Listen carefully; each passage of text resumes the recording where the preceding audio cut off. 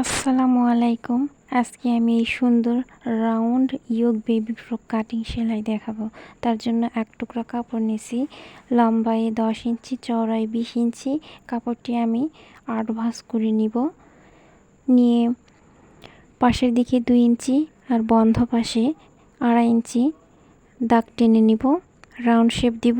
আর corner থেকে 5 ইঞ্চিতে আরেকটা রাউন্ড শেপ দিব, দিয়ে কাটিং করে নিব।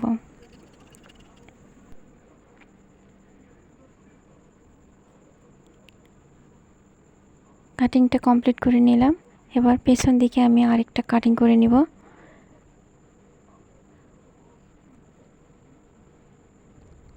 এবার নিচের ঝুলের অংশ কাটিং করব।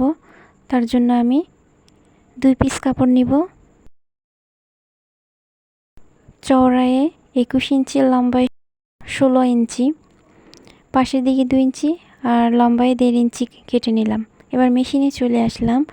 রাউন্ড শেপটা সেটা আমি রাউন্ড করে সেলাই করে নিব 2 পাশে। ছোট ছোট করে কাট করে দিচ্ছি। এবার উল্টাই নিচ্ছি, সুন্দর করে উল্টাই নিব। এবার দেখুন এরকম হবে। এবার খোলা পাশে একটা লুপ জয়েন দিয়ে সেলাই করে নিলাম।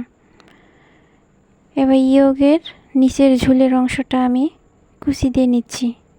সামনের পাট পেছন পাট দুইটাতেই একসাথে আমি সেলাই করে নেব,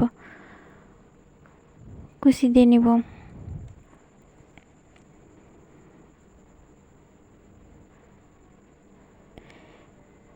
এবার রাউন্ড ইয়োগের উপর থেকে 3 ইঞ্চি নিচে একটা মার্ক করে নিলাম, আর নিচে ঝুলের বগলের অংশটা আমি সেলাই করে দিচ্ছি।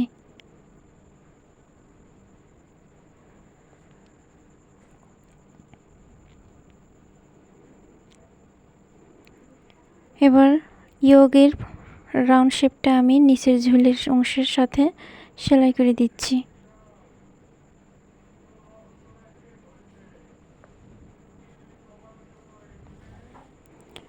উপরে চাপ সেলাই দিচ্ছি।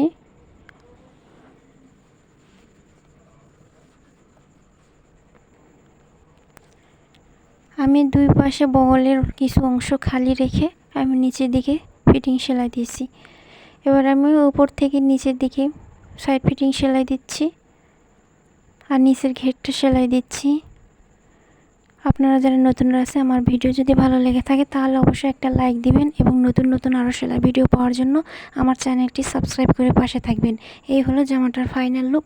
কেমন হয়েছে জানাতে একদমই ভুলবেন না। ভালো থাকবেন।